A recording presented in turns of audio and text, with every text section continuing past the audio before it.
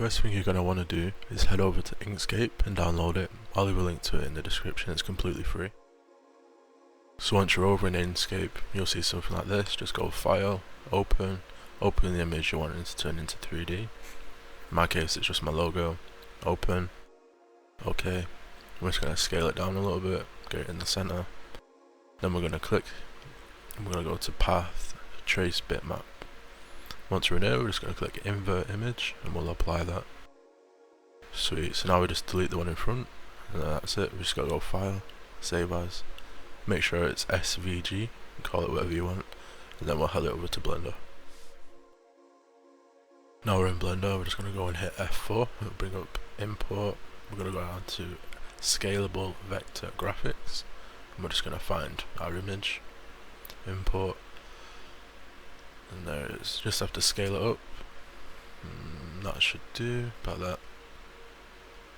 And then we just got to rotate it, so just click R, X, and we'll go 90, and then we'll just bring that up a little bit, scale it up, and as you can see, it's now in there is 2D, so this is where we're going to show how to make that a nice 3D logo.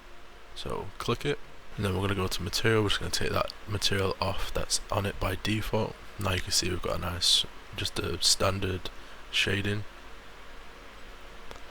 I'm going to go ahead and click it again, go to data, we're going to go to geometry, and we're just going to extrude it. If I do 0.02, you can see how thick that is.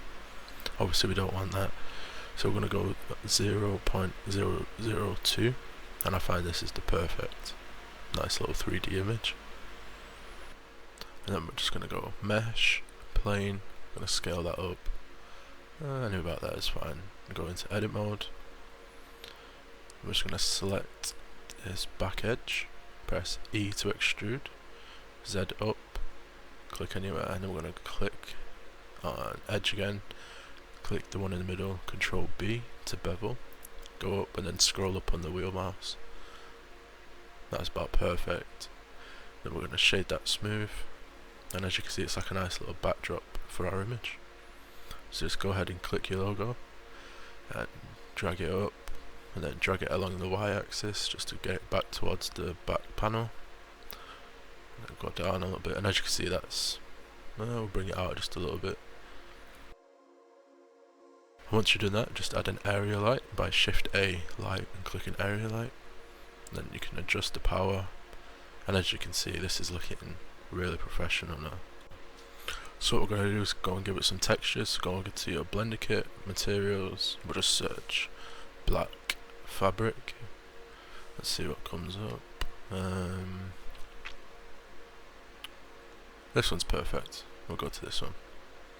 So what we're going to do is just click that, click on the plane, and it should, if you just give it a minute to download, it will apply it to the plane.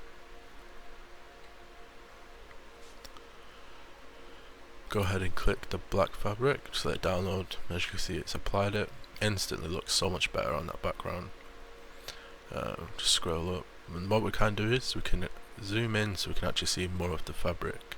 So if we just go over to shade editor, scroll over to our mapping, you can see it's set to 1. Let's try and put that, we'll go for 0.2, see what 0.2 looks like. Yeah, so you can instantly just see you get more of the fabric, you get more of the look. We go and scale our light up just a little bit, and you can see how just much more professional that's looking really good now. So just go and click the logo, let's just go and turn the metallic all the way up, turn the roughness down, and what this is going to do, it's going to make it so the light reflects off the logo, and that's really good, like for whenever you do a render or you want to do an animation with the logo, it looks very professional.